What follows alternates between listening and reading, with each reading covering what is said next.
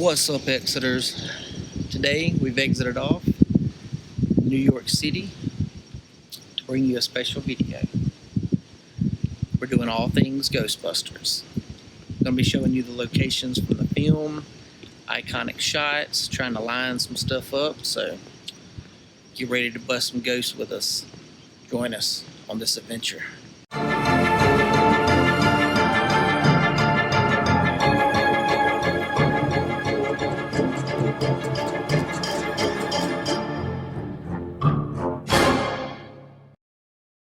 Alright, so our first stop on this Ghostbusters location video brings us to Columbia University.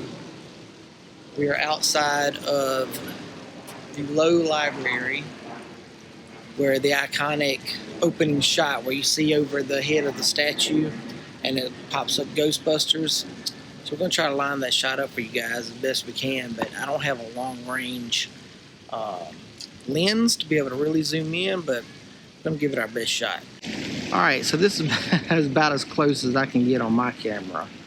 But you'll recognize this iconic statue right here in front of us where the title pops up, Ghostbusters. It covers the head.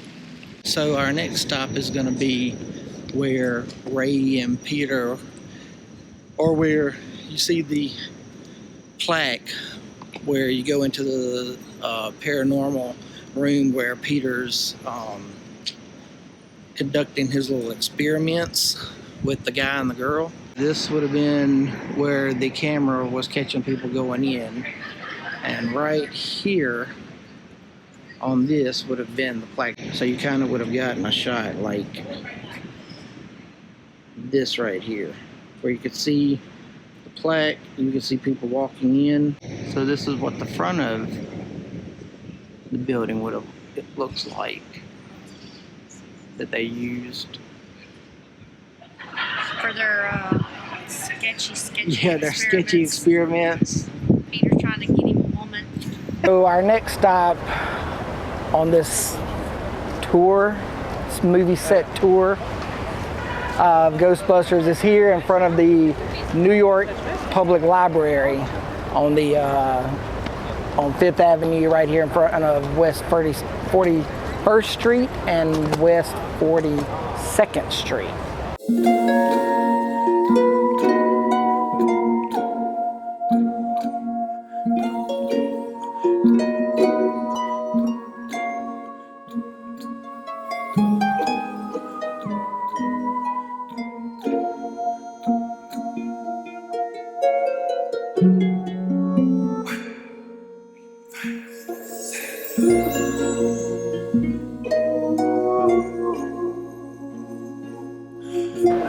Alright guys, so that's the room where they walk in, they find a gun under the table, they question the librarian. Ray, the sponge has migrated about 1.5 feet. We can't go in there without a tour now. They stopped letting people because there's so many people going in at one time, and disrupting the people that were actually in there trying to read and study. Side note, the basement for the library was actually filmed in Los Angeles. Only the outside and the top floor entrance where they're questioning the librarian is actually here at the New York City Public Library. So once they found the ghost, we know they get spooked and they come shooting out of the library. This door, they come busting through, coming down these steps right here. They come past this New York City Library sign, straight down these steps, and you see them hang a hard right and go straight down the sidewalk, yelling and screaming down 5th Avenue towards the direction of West 41st Street.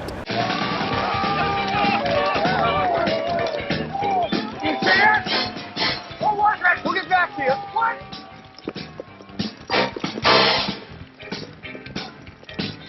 If you're facing the front of the New York Public Library, The door is actually going to be the one on the far right.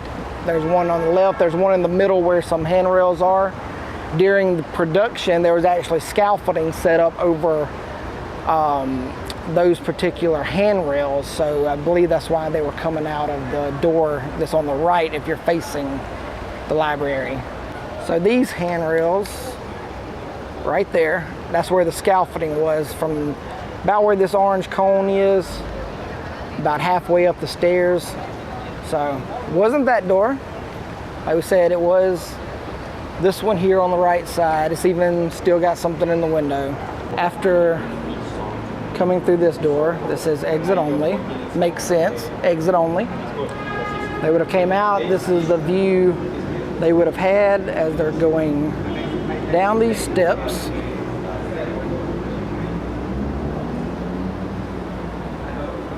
Right around this sign, right down Fifth Avenue. I thought Renee was gonna run it like the Ghostbusters, but I guess she's not, so. she's gonna give you a little piece from the sign down towards Fifth Avenue. So here we go, reenactment by Renee. Here she comes, she's scared. She's Ray, she's down the sidewalk. She didn't go all the way to the bottom, but you guys get the idea, so.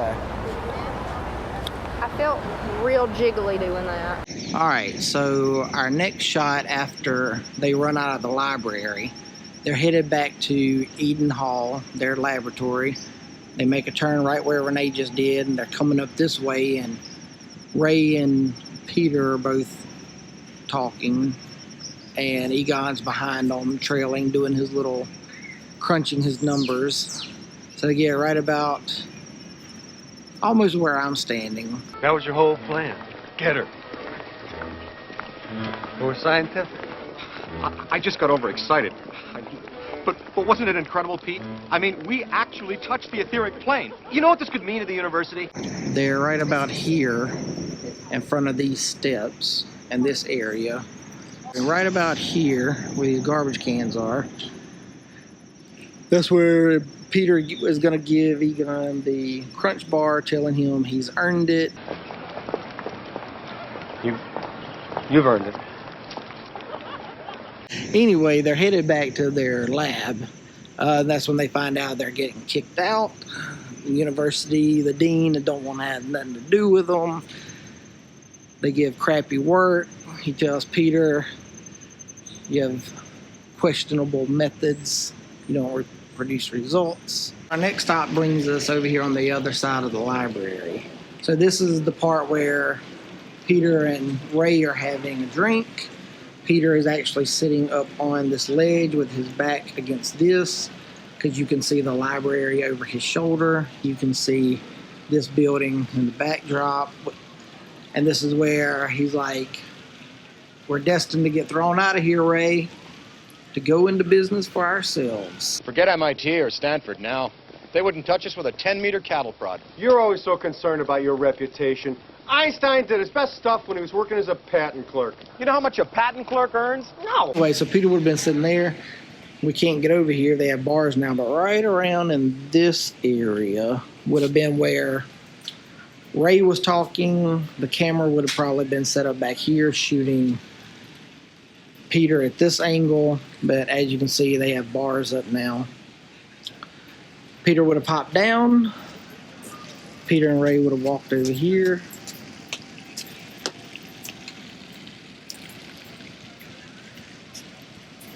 This would have been the shot of them right before they decide to go take out a mortgage on Ray's family house to pay for everything. For whatever reasons, Ray, call it fate, call it luck, call it karma. I believe that everything happens for a reason. I believe that we were destined to get thrown out of this dump. For what purpose? To go into business for ourselves. We're here at the corner of Lieutenant Vincent G. Halloran Street and North Moore. So why are we here? We're here because on this corner is a piece of iconic cinematic movie history. one of the greatest buildings in the world. Home of the Ghostbusters.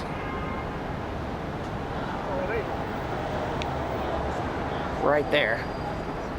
Money shot. Front door. Oddly enough, the entrance is around the side. Don't get much more iconic than that. Ladder 8, FDNY. Probably the greatest fire department in the world. Ladder 8's logo. Need to repaint Ladder 8.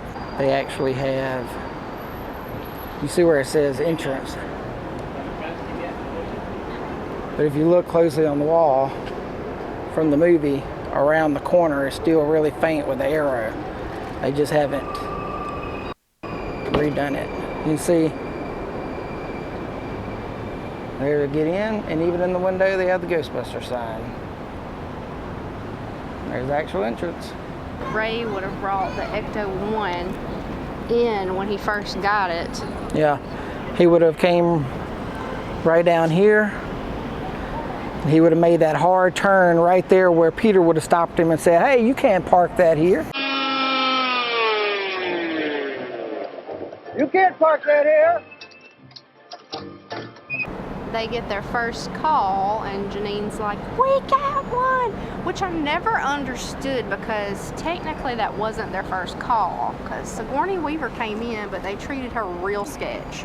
Well, it must have been like that was their first actual call from other person saying they had found one. Because you know when they peel out from here, they go to the Sedgwick, which is actually in Los Angeles. They would have came out, they would have turned, they would have made a hard left and went straight down Varick Street because it's a one-way. You can only go that way. So.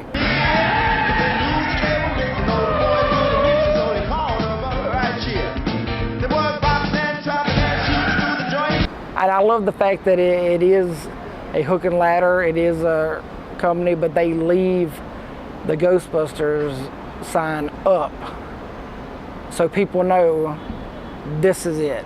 This is the location. You don't have to guess. You don't have to go looking. You know it's there because they got the logo up there.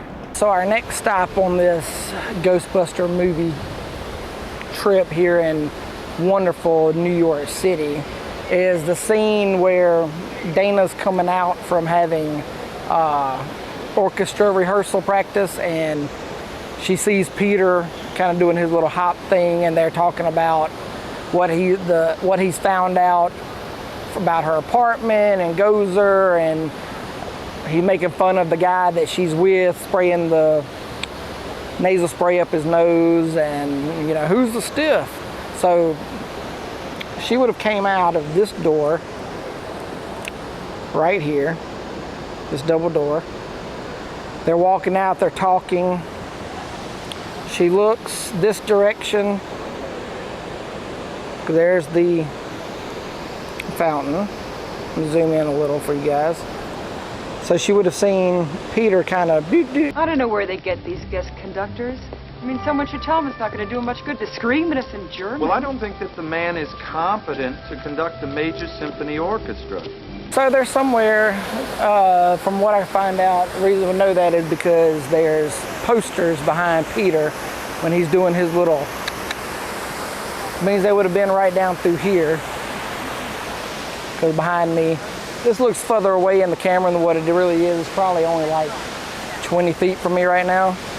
So they would have been walking right down through here. Finest musicians in the world. I mean, do you have some information for me, please? Well, sure, but I prefer to give it to you in private. Why don't you tell me now? Well, okay, I found the name Zool for you. They would have ended with the David Hall building right over Dana's shoulder whenever Peter's trying to ask her out. So who the hell is that? He's just a friend. A friend. An old friend. It's a nice area down through here. Right now they've got, and you see over my shoulder, like these giant beanbag pillow looking things right here in front of the fountain, so you're actually able to kind of chill, relax next to the fountain, you know, do your thing. and enjoy your time.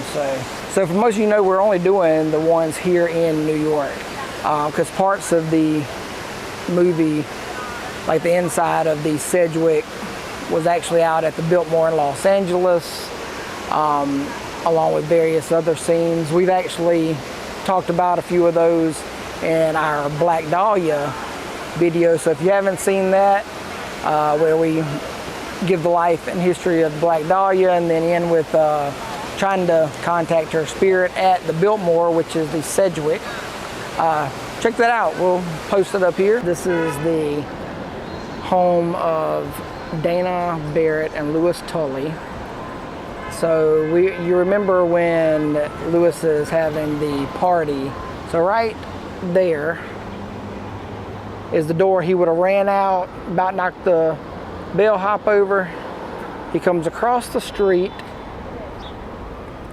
to over here, and this would have been the wall that Louis falls over, because you know he's short, so he's trying to jump over it and then he falls off the other side. This is where he would have fell trying to get away from the Keymaster. Help! There's a bear loose in my apartment!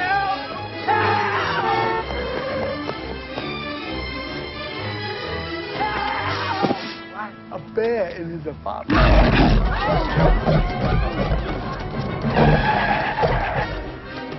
So I was trying to get on the other side of the bike path. This is green, and I thought I was out of the bike path far enough, but I still almost got ran over by a guy on a bike. It happens. Louis goes over the wall. He busted his butt, son. Because that's a good drop right there. That's not like it's shallow on the other side. And then Louis runs off, gets trapped outside the restaurant and becomes the Keymaster. I bet they had like a little trampoline back here or something, and Rick Moranis was like, whee! After Louis's party goes awry and the Keymaster is chasing him, you saw where he jumps over the wall across the road from his apartment. He cuts through part of Central Park and he ends up here at this restaurant at the Tavern on the Green, trying to get help from anybody. But the people on the inside, you know, they just see him as a crazy person.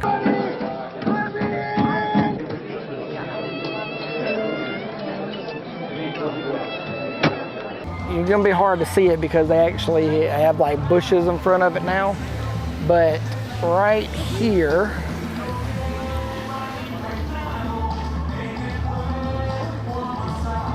right on the other side of these bushes, you can see the big bay windows. I don't know if it's gonna show up good in the camera because it's kind of far away, we can't go back there, but right there are the big windows where he runs up and he's like, help me, I think I got a milk bone. And he gets possessed by the Keymaster.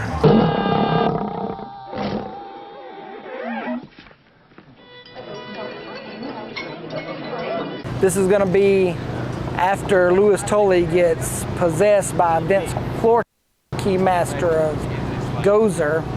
So he runs through Central Park right here. He's on this side of the statue. There's like a little band playing. When he gets right here, that's where he's like, gatekeeper. Come. The trap, the destroyer.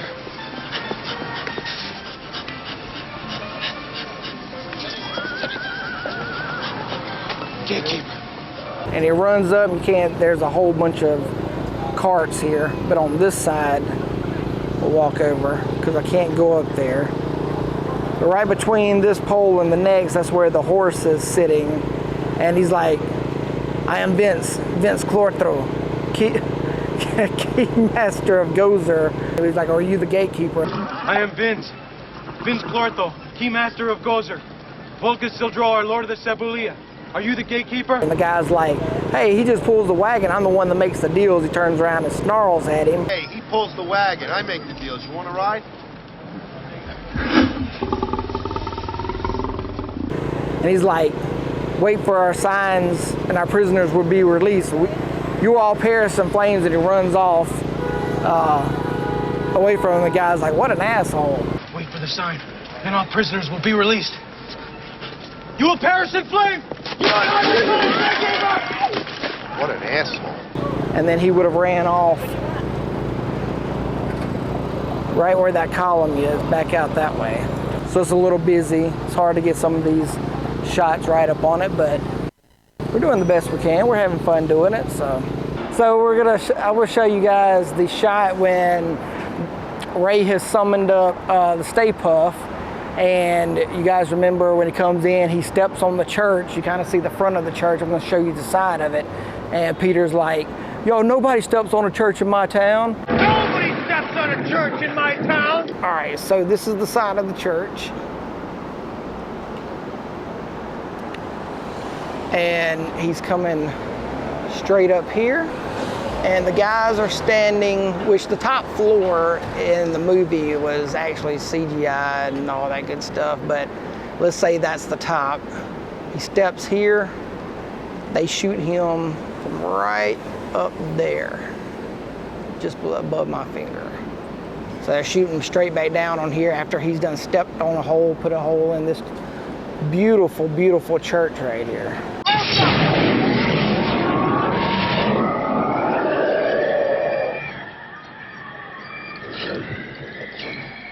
This is what Stay Puft would have been looking at, only not as short as I am. Because, you know, he's a 100-foot tall marshmallow man. Looking all angry, fat, and white. Oh, no. So we know this was Dana Barrett's apartment up here, penthouse apartment. So after the events that take place in the first movie, you would think, man, I need to get away from here, right? So this is a little bonus info here. She moves from there and comes right around the block and moves into that apartment right down there. We'll zoom in. So right down there, there's a canopy. It's about half a block. My finger's touching it. That is her new apartment in the second Ghostbusters movie, where she's first pulling up. She's talking to the superintendent and the stroller starts taking off by itself. That's right down there. So you would think, hey, I should move away from this place after what happened to me in the first place, but she doesn't. She literally moves a half a block away, probably maybe 150 yards, if that. Some people just don't learn. I done told you why. Why? Because you gotta think in the universe of the Ghostbusters, okay, if that happened in that apartment complex, they probably cutting all the prices on these other apartments. So then it's like, okay, I had some bad juju happen in this one, but guess what? Rent's cut in half down here, so I'm gonna move down here. Because they're like, oh, well, yeah, Gozer really screwed us on charging an arm and a leg for this apartment, so we're gonna have to cut the price. Yeah, so she gets away from freaking Gozer and Vigo finds her. I would have just left New York altogether, or at least moved out into like Brooklyn or... No, I would have moved to the country what couldn't find me. I love this plan. I'm excited to be a part of it. Let's do it. All right, so here's the front of the church. Stay Puft would have been coming from my left. Straight down Central Park West Boulevard. This would have been the front of the shot. Sorry, Beckman. I'm terrified beyond the capacity for rational thought. He's on the side of the building that I showed you guys earlier. Steps. And right up there, on the fake roof, they would have shot down. And up there's the roof, which we all know the actual roof was fake, but you guys get the idea. All those columns up there would have been breaking off at the end of the movie when Gozer appears. All right, guys, well, that does it for us on this exit, this adventure. Ghostbusters filming locations here in New York City. We hope you have enjoyed this as much as we have enjoyed making it. I know I've had a blast because I'm a huge Ghostbusters fan. So actually getting to come to these locations that we've been filming at, getting to talk about the movie, trying to line up some shots as best we can, you know, because we don't have a big high-power camera, so some of them we can't get exactly right because we can't zoom in that far, but we do our best, and we hope you have enjoyed it as much as at least I've enjoyed making this video. I think Renee's had fun. I let her say a little bit here and there. She tests little shots out, you know. But yeah, this has been an awesome experience. Like, subscribe. As always, join us on the next adventure. Keep it spooky. Later.